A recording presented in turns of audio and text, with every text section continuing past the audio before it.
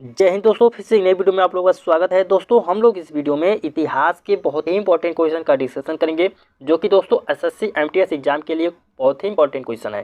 दोस्तों ये सारे क्वेश्चन एसएससी एमटीएस एग्जाम में पूछे गए हैं और आने वाले एग्जाम में ये क्वेश्चन पूछे भी जाएंगे।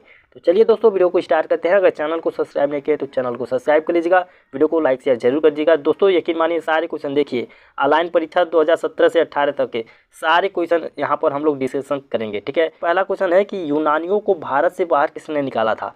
क्वेश्चन है कि यूनानियों को भारत से बाहर किसने निकाला था। तो इसका आंसर हो जाएगा ऑप्शन नंबर ए। ठीक है, option number A Chandragupta Maurya इसका सही आंसर हो जाएगा। ठीक है, चलिए आगे देखते हैं।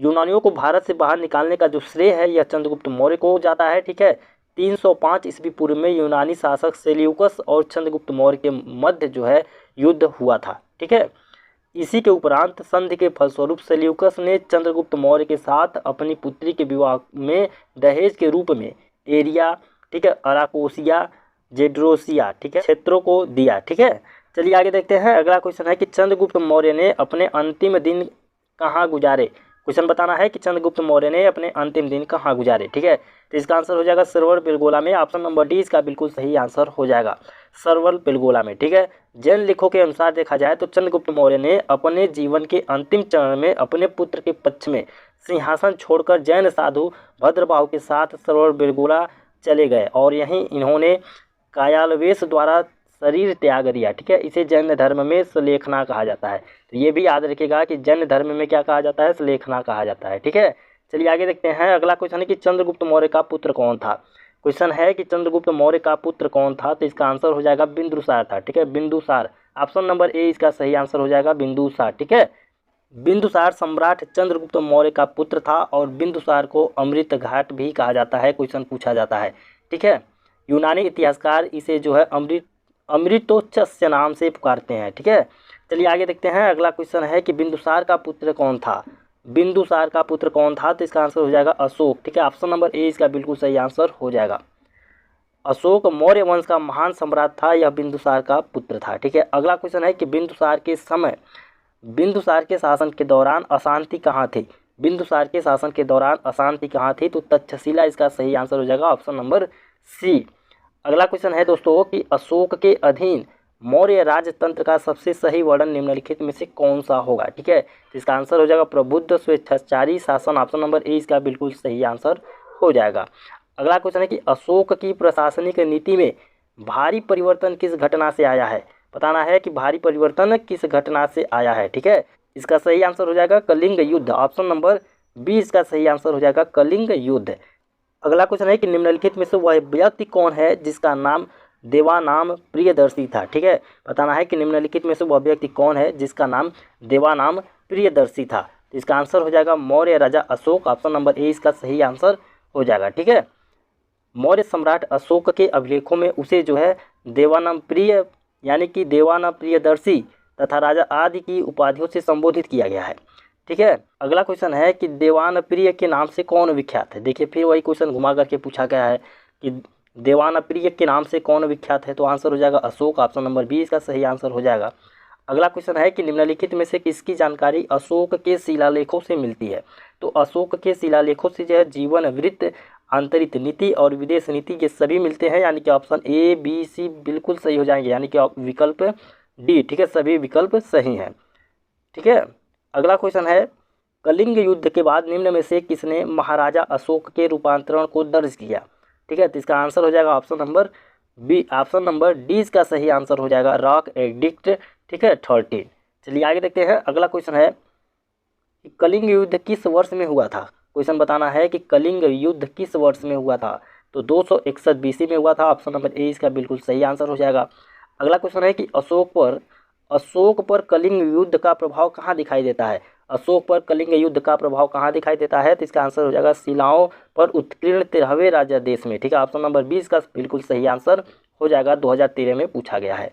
अगला क्वेश्चन है कि चंद्रगुप्त मौर्य के दरबार में भेजा गया यूनानी राजदूत था। ठीक है, चंद्रगुप्त मौर्य के दरबार में भेजा गया यूनानी राजदूत कौन था। तो आंसर हो जाएगा इसका option number C, Megasthenes, option number C इसका बिल्कुल सही आंसर हो जाएगा। ठीक है, मेगास्थनीज यूनानी ग्रीस शासक सेल्यूकस निकेटर का राजदूत था। ठीक है, जो चंद्रगुप्त मौर्य के दरबार में आया था। इसने अपनी पुस्तक इंडिका में मौर्य युगीन समाज एवं प्रशासन के विषय में लिखा है, तो क्वेश्चन पूछा जाता है इंडिका पुस्तक के लेखक कौन है। ठीक है, तो इसका आंसर क्या हो जाएगा, सेल्यूकस निकेटर, इसका आंसर हो जाएगा मेगास्थनीज। ठीक है, चलिए अगला क्वेश्चन देखते हैं। अगला क्वेश्चन है कि मौर्य दरबार में ग्रीस के राजदूत का नाम क्या था। मौर्य दरबार में ग्रीस के राजदूत का नाम क्या था, तो मेगास्थनीज था। ऑप्शन नंबर 20 का सही आंसर हो जाएगा। ठीक है, इंडिका किसने लिखी, क्वेश्चन है कि इंडिका किसने लिखी थी, तो मेगास्थनीज। ऑप्शन नंबर 20 का सही आंसर हो जाएगा, मेगास्थनीज ने लिखी थी। ठीक है, अगला क्वेश्चन है कि अशोक ने किस बौद्ध साधु से प्रभावित होकर बौद्ध धर्म अपनाया। अशोक ने किस बौद्ध साधु से प्रभावित होकर बौद्ध धर्म को अपनाया, तो इसका आंसर हो जाएगा उपगुप्त। ऑप्शन नंबर 20 का सही आंसर हो जाएगा। ठीक है, अगला क्वेश्चन है कि चंद्रगुप्त मौर्य का प्रसिद्ध गुरु चाणक्य निम्नलिखित में से किस विद्या केंद्र से संबंधित थे। ठीक है, तो ये थे तक्षशिला। ऑप्शन नंबर 1 इसका सही आंसर हो जाएगा। चंद्रगुप्त मौर्य का प्रसिद्ध गुरु जो है चाणक्य, यह तक्षशिला विद्या केंद्र से संबंधित थे। अगला क्वेश्चन है मौर्य काल के दौरान शिक्षा का सबसे प्रसिद्ध केंद्र निम्न में से कौन था, तो इसका सही आंसर हो जाएगा तक्षशिला। ऑप्शन नंबर 20 का सही आंसर हो जाएगा। ठीक है, मौर्य काल के दौरान शिक्षा का सबसे प्रसिद्ध केंद्र तक्षशिला था। ठीक है, मौर्य काल में शिक्षा का सर्वाधिक प्रसिद्ध केंद्र जो है तक्षशिला था। यहाँ विश्व भर से लोग पढ़ने आते थे।